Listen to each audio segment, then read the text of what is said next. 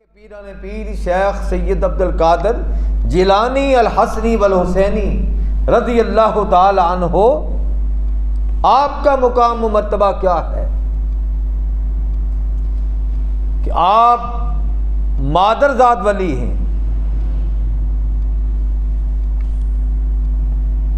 آپ کے والد ماجد کی شادی جب ہوئی،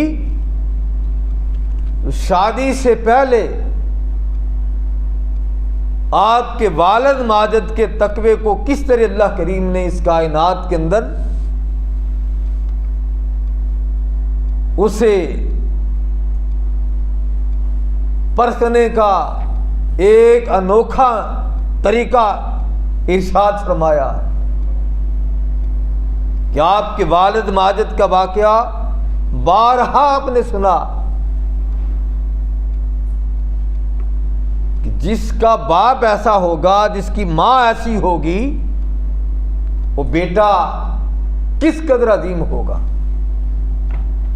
کس قدر اللہ کے رنگ میں رنگا ہوگا، اللہ کی محبت کے اندر مستغرق ہوگا، اللہ کی محبت میں ڈوبا ہوگا.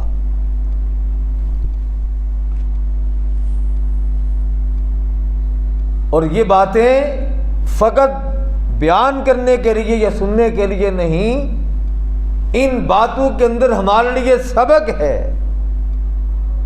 کہ تمہارا ان کا فقط یہ کہہ دینا کہ ہم ان کو مانتے ہیں، ان سے محبت کرتے ہیں، کبھی پرکھا اس بات کو، کبھی دیکھا اس بات کو کہ وہ کس قدر تقوی اختیار کرتے تھے، کس قدر معمولی باتوں سے ڈرتے تھے، کہیں اس معمولی بات پہ بھی ہماری گرفت نہ ہو جائے. میرا وجدان یہ کہتا ہے کہ شاید یہ بات ان تک پہنچی ہو کہ کوئی اللہ کا بندہ تھا جس نے ساری زندگی رب کو بھی راضی کیا، اللہ کی مخلوق کو بھی راضی کیا، اور پھونک پھونک کے زمین پہ قدم رکھتا رہا، حتیٰ کہ کسی فصل کے پاس سے گزرتا ہے، گزرتے ہوئے اس کی سواری کی لگام کے اندر گندم کا ایک سٹا پھنس جاتا ہے. دور جا کے کہیں پتہ چلتا ہے کہ ایک سٹا جو ہے میرے سواری کی لگام کے اندر پھنس گیا ہے. بڑا متفکر ہوا کہ اب کیا کیا جائے، کس کی فصل کا یہ سٹا میری سواری کی لگام کے اندر پھنسا ہے، کس کو جا کے واپس کروں، کس کو دوں. اس ڈر سے کہ کل قیامت کے دن اس بات کا بھی مجھ سے حساب ہوگا، پوچھا جائے گا کہ وہ سٹا جو تیری لگام کے اندر پھنس گیا تھا وہ کہاں ہے، اس کا کیا کیا ہے. یہ بھول گئے کہ اس سٹے کو ہی سنبھال کے رکھ لیا جائے. آپ نے اس سٹے کو مروڑ کے توڑی جو تھی اسے پھونک مار کے اڑا دیا اور دانوں کو سنبھال کے رکھ دیا کہ جب میرا وقت آ جائے، مجھے قبر کے اندر رکھنے لگو تو میرے کفن کے اندر ان دانوں کو بھی رکھ دینا کہ جب حساب کتاب ہوگا تو مجھ سے یہ پوچھا جائے گا، میں اس کا بھی حساب دے سکوں. یہ صرف مثال سمجھانے کے لیے عرض کر رہا ہوں کہ وہ لوگ کیسے تھے، ان کا تقویٰ کیسا تھا، وہ کس قدر اپنے مولا سے ڈرتے تھے اور اپنے مولا سے کس قدر محبت کرتے تھے.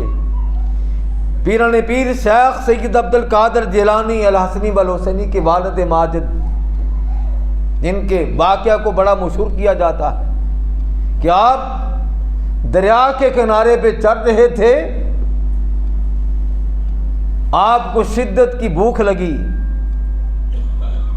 بھوک نے ستایا، دیکھا کیا دریا کے اندر آپ کے قریب ہی ایک سیب تیرتا جا رہا ہے. آپ نے کیا کیا، اس سیب کو پکڑ کے بھوک لگی ہوئی تھی، کھا لیا. کھانے کے بعد خیال آیا کہ ابو صالح تو نے یہ کھا تو لیا ہے، لیکن جس مالک کے درخت کا یہ سیب تھا تو نے اسے اجازت نہیں لی، بن اجازت کھا لیا ہے۔ اب چل جس مقام پہ وہ سیب اس کی شاخیں اس دریا کے اوپر لٹکی ہوئی ہیں، اس سے کہیں جا کے تلاش کر کے دیکھ، پوچھ لے، اسے معذرت کر لے کہ میں نے تیری اجازت کے بغیر یہ کھا لیا ہے۔ ہم کیا کرتے ہیں، دکان پہ سودا لینے جاتے ہیں اور بغیر پوچھے بغیر اجازت کے اس بیچارے کی چیز کو کھا لیتے ہیں۔ جس کی چیز کھا رہے ہیں اس کے دل پہ پتہ نہیں کیا بیتتی ہوگی، وہ کیا سوچتا ہوگا، مجھ سے اجازت نہیں لی، سودا لیں یا نہ لیں، اسے ہم بے تکلفی سمجھتے ہیں، ہماری اس کے ساتھ بے تکلفی تھی، کوئی بات نہیں، کھا لیا تو کیا ہوا، لیکن یہ نہیں پتا کہ کل اس کا بھی قیامت کے دن حساب دینا پڑے گا، اس کی بھی پوچھ ہوگی کل قیامت کے دن۔ بن اجازت تو نے اسے اس کی دکان پہ گیا ہے، اسے چیز لی ہے، کھا تو لی ہے، کھانے کے بعد ہی اجازت لے لیتا، معافی مانگ لیتا، بھائی میں نے یہ چیز لی تھی، کھا لی ہے، اب مجھے معاف کر دینا، میں نے تجھ سے پوچھا نہیں۔ ہم لوگوں کی چیزیں لے لیتے ہیں ایک مان پہ کہ اس کے ساتھ میرا تعلق ہے، اس کے ساتھ میری محبت ہے، مجھے اس سے کیا کہنا، لیکن اس کے لیے بھی اجازت شرط ہے۔ اللہ کے ولی ہمیں بتا رہے ہیں سبق سیکھو ان کی حیات طیبہ سے، ان کے عمل سے کہ وہ لوگ کیا کرتے تھے، ہم ان سے محبت کرتے ہیں، کیا ہم اس محبت کے اندر سچے ہیں یا جھوٹے ہیں؟ کیا ہوا کہ آپ چل پڑے جدھر سے وہ دریا آ رہا تھا، سیب کھانے کے بعد چلتے چلتے کافی سفر طے کیا، طے کرنے کے بعد پھر آپ نے دیکھا کہ ایک درخت سیب کا ہے، ایک باغ کا درخت، اس کی شاخیں جو ہیں وہ دریا کی طرف جھکی ہوئی ہیں۔ آپ نے اندازہ کر لیا کہ یہ سیب اسی درخت کا ہوگا۔ آپ ڈرتے ڈرتے اس باغ کے اندر داخل ہوئے،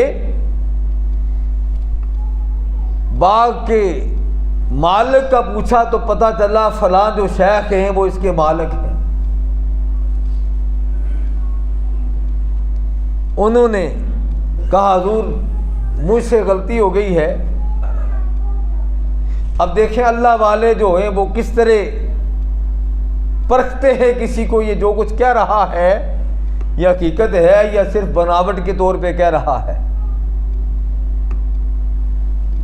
ہم بناوٹی لوگ ہیں نا، بناوٹی باتیں کرتے ہیں، اندر کچھ ہوتا ہے باہر کچھ ہوتا ہے۔ اب اللہ والوں کی پرکھ دیکھیں، جب ان سے عرض کی حضور یہ میں فلاں مقام پہ آ رہا تھا، بھوک لگی ہوئی تھی، سیب کو تیرتے ہوئے دیکھا تو میں نے پکڑ کے اسے کھا لیا، کھانے کے بعد خیال آیا کہ آپ سے میں نے اجازت نہیں لی، بغیر اجازت کے لے لی۔ ہم کیا کرتے ہیں، راستے سے گزر رہے ہیں، کسی کی کیاری کے اندر پھول دیکھا تو توڑ لیتے ہیں، امرود لگے ہوئے توڑ لیتے ہیں، کوئی پھل دیکھا لگا ہوا اسے توڑ لیتے ہیں، کبھی نہیں گوارا کرتے کہ جس مالک نے لگائے ہیں اس کے توڑنے پہ اس کے دل پہ کیا بیتے گی، وہ کیا سوچے گا۔ اسے اجازت تو لے لیں، پوچھ تو لیں، میں توڑنے لگا ہوں، کھانے لگا ہوں، پوچھ لوں، کسی سے پوچھ لوں یا کسی کو کہہ دوں کہ یہ میں نے لیا ہے، میری معذرت اس کے پاس رکھ دینا، کہنا کہ مجھے معاف کر دینا، میں نے بغیر اجازت کے فلاں چیز تم سے لے لی تھی۔ ہم واقعات کو جو ہے سن تو لیتے ہیں، بیان تو کر دیتے ہیں، لیکن ہمارا معمول اس کے برعکس ہوتا ہے، ہمارا فعل اس کے برعکس ہوتا ہے۔ ہماری محبتیں کھوکھلی ہیں، زبانی کلامی محبتیں ہیں، حقیقی محبت نہیں ہے۔ زبان سے محبت کا اقرار کرتے ہیں، دل اس بات کی گواہی نہیں دے رہا ہوتا۔ جب ان کے پاس گئے تو انہوں نے کہا پھر اتنے عرصے کے لیے اس باغ کی چوکیداری کرنی پڑے گی۔ جب آپ نے کہا پھر معافی مل جائے گی؟ آپ نے کہا معافی مل جائے گی۔ اب وہ کتنا عرصہ وہاں کے اس باغ کی رکھوالی کرتے رہے، چوکیداری کی، ایک سیب کھایا۔ اس کے بعد جب وہ پیریڈ پورا ہو گیا تو کہا حضور اب معافی مل جائے گی؟ کہا مل جائے گی، لیکن ایک صورت ہے۔ عرض کی حضور وہ کون سی صورت ہے؟ آپ ارشاد فرمائے وہ بھی میں پوری کرنے کے لیے تیار ہوں۔ اب یہ اندازہ لگائیں اس ولی کامل کا، ہم ان کی کرامتیں بیان کرتے ہیں، یہ نہیں دیکھتے کہ ان کا اپنا فعل کیا ہے، ان کا اپنا کردار کیا ہے۔ کردار کی بات آتی ہے تو ہم کورے ہو جاتے ہیں۔ ارے ان سے محبت ہے تو پھر ان جیسے کام بھی کرو۔ وہ کیا کرتے تھے؟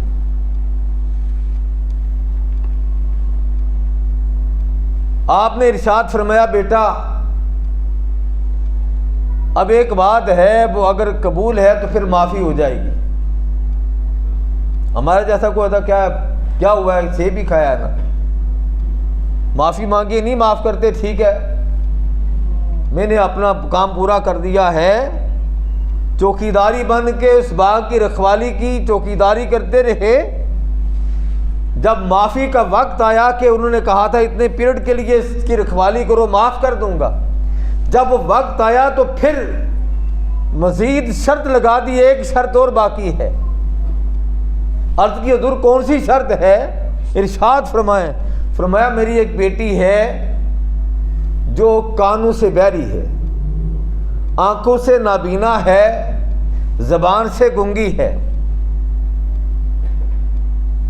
اس کے ساتھ نکاح کرنا پڑے گا، شادی کرنی پڑے گی۔ اگر یہ شرط منظور ہے تو پھر معاف کر دوں گا۔ آپ نے فرمایا حضور مجھے یہ منظور ہے، بس میں چاہتا ہوں کہ مجھے معافی مل جائے۔ ارے یہ باتیں کیا ہیں امت مسلمہ کے لیے؟ یہ باتیں کیا ہیں پیران پیر شیخ سید عبد القادر جیلانی رسنی والحسینی کے ساتھ محبت کرنے والوں کے لیے؟ بھئی کرامات ان کی حق ہیں، اس کے اندر کوئی شک نہیں، لیکن کرامات سے بڑھ کے آپ دیکھیں ان کے والد ماجد کہ اس تقوی کو کس قدر متقی تھے، کس قدر پرہیزگار تھے، تقوی کی کس منظر پر فائز تھے۔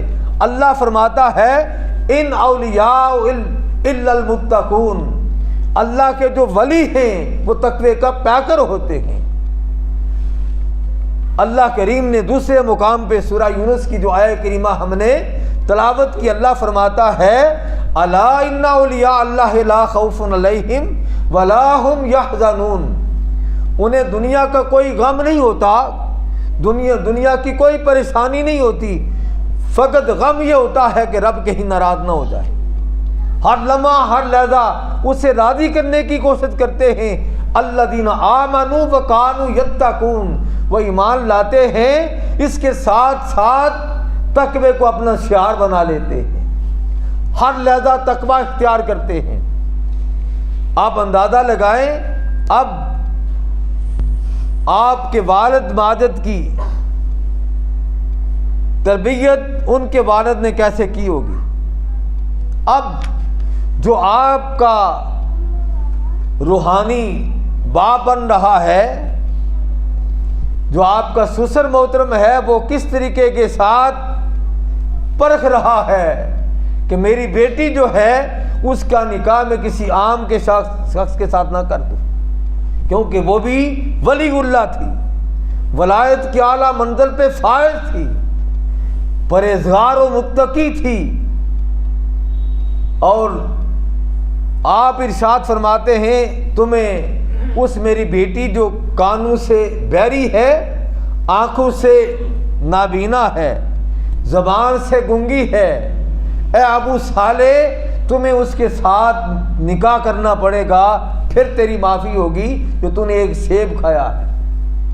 ہم کیا کچھ نہیں کھا جاتے، کبھی بھی اپنے من سے نہیں پوچھا کھانے والے جو کچھ کھایا ہے یہ حلال کا تھا یا حرام کا تھا، یہ جائز تھا یا ناجائز تھا، یہ بن اجازت کھایا ہے یا اجازت دے کے کھایا ہے، کبھی بھی اس طرف ہم توجہ نہیں دیتے، کبھی بھی اس بات پہ دھیان نہیں دیتے۔ دعویٰ یہ ہے کہ ہمارا تعلق اولیاء اللہ کے ساتھ ہے، بس اللہ کے ولی کے ساتھ ہمارا تعلق ہو گیا، ہم جنتی ہو گئے۔